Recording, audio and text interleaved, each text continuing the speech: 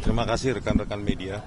Ya, sebenarnya petunjuk kuat, ya, indikasi kuat yang kami terakhir ini kami paling ragukan adalah pada sidang KIP 17 November 2025 ya, di Komisi Informasi Pusat. Ya, di situ salah satu termohon adalah pihak Polda Metro Jaya. Ketika ditanyakan hakim, barang bukti ijazah sarjananya disita atau tidak. Nah, di situ pihak Polda Metro Jaya ya pada 17 November 2025 menyatakan bahwa barang bukti yang kami sita adalah transkrip nilai sarjana muda untuk keperluan yudisium sarjana muda. Sementara yang kami analisis, kami kaji secara ilmiah adalah ijazah yang dikatakan sarjana penuh dari UGM. Ini kan sudah mismatch. Ya, oleh karena itu permintaan kami kepada Polda Metro Jaya ya untuk ada setidaknya 4 dokumen yang akan dilakukan uji forensik secara independen. Kita punya sejumlah lembaga yang punya kemampuan untuk itu, saya tidak perlu sebutkan ya. Yang pertama adalah ijazah sarjana penuh itu tersebut, ya, yang menjadi objek sengketa. Yang kedua adalah transkrip nilai, ya, transkrip nilai yang ditampilkan oleh Dirtipidum pada 22 Mei 2025, yaitu tanpa otoritas dekan, pembantu dekan, tanpa tanda tangan, tanpa nama, tanpa stempel, dan tulisan nilainya tulisan tangan, dan tanpa ada daftar mata kuliah pilihan.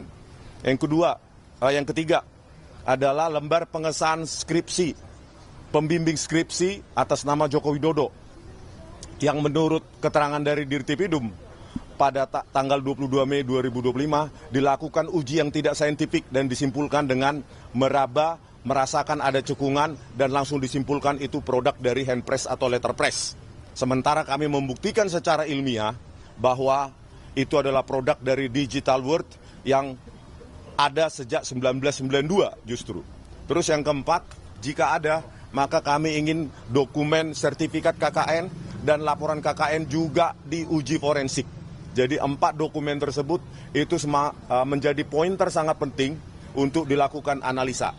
Berikutnya tanggapan saya kepada penjelasan di Fumas yang membuat kami sakit hati ya.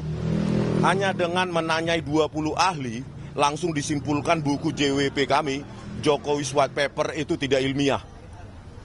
Sekarang kepolisian sudah keluar dari arena permainan yang diatur undang-undang. Bagaimana mungkin ya sebuah institusi kepolisian itu melampaui tugasnya seolah-olah menjalankan tugas BRIN atau menjalankan tugas lembaga penelitian, menyimpulkan bahwa kami melanggar etik penelitian. Ya, bisa di-search bahwa sejak tahun 2002, 2003, 2004 setelah saya lulus dari Magister Teknik Elektro UGM, saya sudah melakukan penelitian tentang citra digital atau citra diam. Itu bisa kalian search di jurnal Teknologi Industri Universitas Atmajaya Yogyakarta dan 2 jurnal lain di jurnal Teknik Informatika dan Teknik Elektro Universitas Kristen Petra Surabaya. 23 tahun yang lalu saya sudah menekuni bidang ini. Bagaimana mungkin hanya 20 ahli tersebut ditanyai langsung kita, itu bukan ahli. Memangnya ahli butuh syarat apa? Harus nomor induk?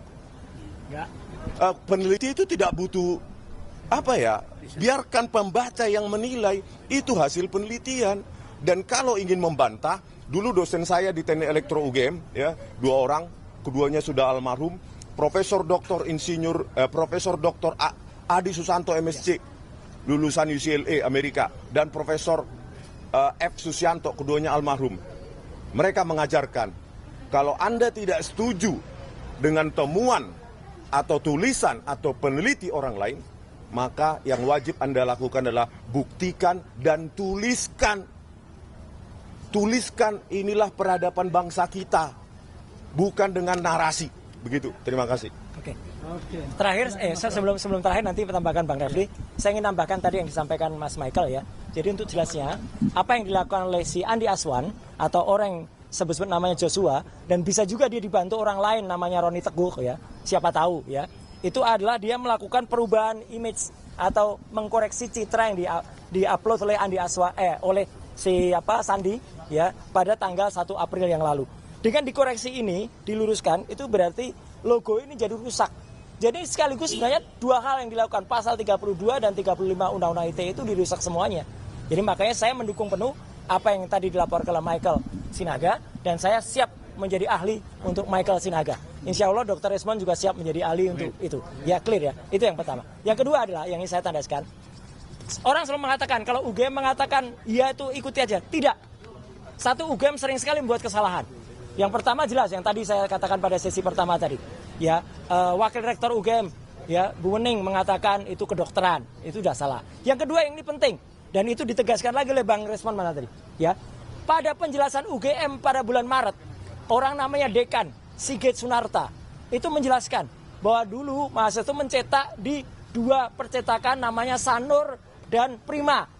Sanur dan Prima itu belum ada di tahun 85. Dan itu tulis hitam di atas putih di penjelasan ugm.ac.id. Jadi itu penjelasan resmi, tidak pernah dikoreksi. Jadi artinya itu salah besar. Ya, UGM saja salah besar untuk itu. Makanya kami men-challenge kampus kami yang saya cintai itu, yang kami cintai itu, yang baru saja kemarin merayakan Dies Natalis ke-76. Tolong dah, jujur saja, ya, sejujur Lisa, ya, Lean, intelijen,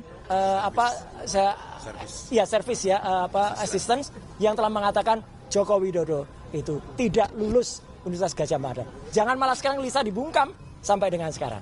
Jadi tambahan saya singkat aja karena tadi udah banyak.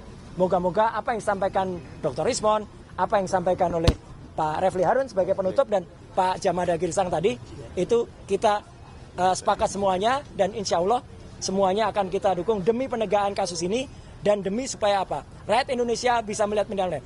Terakhir, tadi yang ditantang oleh Dr. Resmond, insya Allah saya lakukan nanti sore jam 6. Silakan nonton Sapa Malam di salah satu TV, tidak tahu TV apa itu ya. Kami akan membahas tentang Jokowi White Paper. Amin. Ya, gitu. Jadi Jokowi White Paper kita bahas, kita jawab di situ dan saya bawa bukunya. Mana mungkin 20 orang yang tidak semuanya adalah juga ahli forensik ya. Ahli forensiknya tuh saya dengar hanya ada 2. Yang satu juga cuman lulusan sebuah akademi komputer tapi kemudian masuk ke UGM itu bisa menilai bukunya tidak ilmiah ya. 701 halaman. Nanti saya bedah buku Jokowi White Paper. Sebut nggak namanya? Roni Teguh. Oh, nggak usah disebut Roni Teguh lah ya. Dia hanya lulusan akademi. Ya, kemudian masuk UGM, kemudian entah di kampus mana. Ya, nanti kita bahas 701 halaman tulisan saya, tulisan Dr. Resmond, dan tulisan Dr. Tifa. Sekian, terima kasih. Assalamualaikum warahmatullahi wabarakatuh. Silakan.